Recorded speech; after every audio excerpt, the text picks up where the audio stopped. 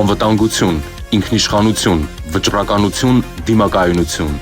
Եվրամիությանն անդամակցություն, զարգացած տնտեսություն, ուժեղ բանակ, վստահելի դաշնակիցներ, ազգային արժանապատվություն, միասնականություն, համերաշխություն, պատասխանատվություն, օրենքի գերակայություն, անկախ դատարան, կոռուպցիայի մերժում,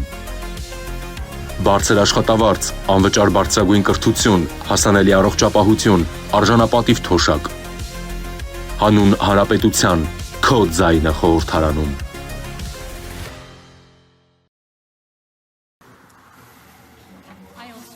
Ես նույնպես ուզում եմ շնորհակալություն հայտնել ձեզ,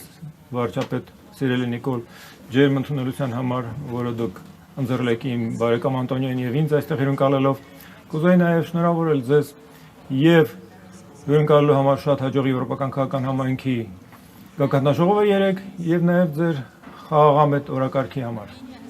Հայաստանը վաղուց արժեքավոր անդամ է ընդլայնված եվրոպական ընտանիքի։ Ձեր խաղաղ Թավշյա հեղափոխությունը 2018 թվականի ի ցույց դրեց ձեր երկրի հանձնառությունը եվրոպական արժեհամակարգին, ժողովրդավարությանը, այսինքն իրանքի գերիշխանության հանդեպ հարգանքի եւ հիմնարար ազատությունների։ Այսօր ես ուզում եմ մեր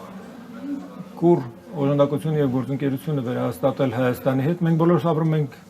տարափոխող աշխարհակաղակական համատեքստում եւ այս մարտահրավերներով լի միջավայրում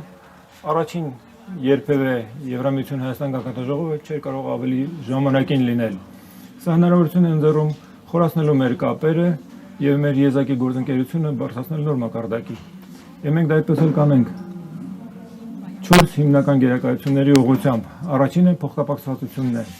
Մենք հենց նոր ստորագրեցինք փոխկապակցության գործընկերության փաստաթուղթը, որը մեզ նոր մակարդակի է բերում հավակնությունների մեր համագործակցության մեջ, եւ եթե ես սկսեմ առաջին հենասյունից, այս 3-ից առաջինը տրանսպորտն է։ Շատ քիչ երկրներն են այդքան եզակի դիրքավորված, ինչպես Հայաստանը։ Ձեր խաղաղության խաչմերուկ նախաձեռնությունը ներուժ ունի կապելու Եվրոպան Հարավային Կովկասի հետ եւ Կենտրոնական Ասիայի եւ ինչպես դուք նկարագրեցիք, վերածելով Հայաստանը անկյունաքարային տրանսպորտային հանգույցի։ Մենք արդեն պատրաստ ենք աշխատել սահմանակետերը վերականգնելու, վերակառուցելու, երբ հարևան երկրների հետ սահմանահատումները բացվեն։ Մենք գիտենք, թե ինչքան կարևոր է Հայաստանի համար կուռ ինտեգրվել ռեգիոնալ տրանսպորտային ցանցերի մեջ, եւ ահա թե ինչու մենք կսատարենք ձեր ինտեգրումը անկյունաքարային տրանսպորտային ցանցերի մեջ, ինչպես օրինակ Անդր Տրանսկասպիան տրանսպորտային միջանցքը, որը ռազմավարական կարևորություն ունի նաեւ Եվրոպայի համար, ինչպես նաև հաշվի առնելով աճող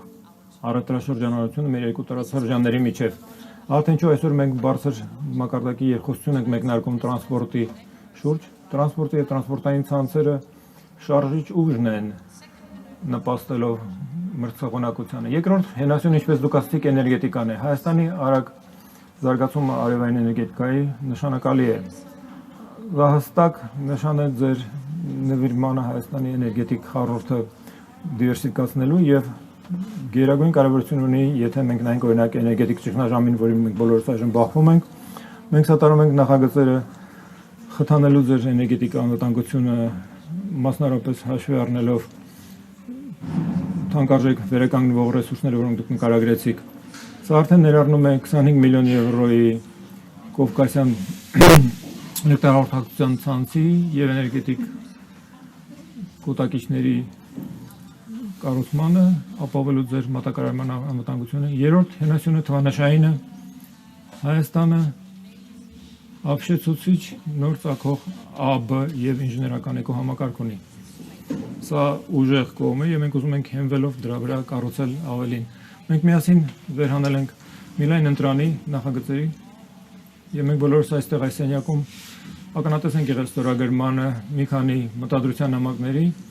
առաջատար ընկերությունների հետ հայաստանյան եւ մենք խրախուսում ենք եվրոպական ընկերությունների ներդրումներ անել այստեղ, որտեղ կա կադրային պոտենցիալը եւ հնարավորությունները համատեղվելով Հայաստանը հենց այնտեղն է, որտեղ պետք է դուք բոլոր լինեք։ Երկրորդ գերակայությունը, որ այսօր քննարկում ենք, ավելի ամուր համագործակցությունների անվտանգային ոլորտում եվրոպական խաղաղության գործիքի շրջանակներում մենք սատարում ենք Հայաստանի զինուժին, բայց Հայաստանը պետք է նաև դիմակայի հիբրիդ սպառնալիքներին, միջամտություններին, ինֆորմացիոն դաշտի մանիպուլյացիաներին եվրոպական մեր գործընկերությունը ձեզ նպաստել է դեմ դառնալու այդ հիբրիդ սպառնալիքների եւ ապատեգացման մի բան բացարձակապես հստակ է։ Միակ լեգիտիմ աղբյուրը իշխանության այս երկրում հայ ժողովրդի կամքն է։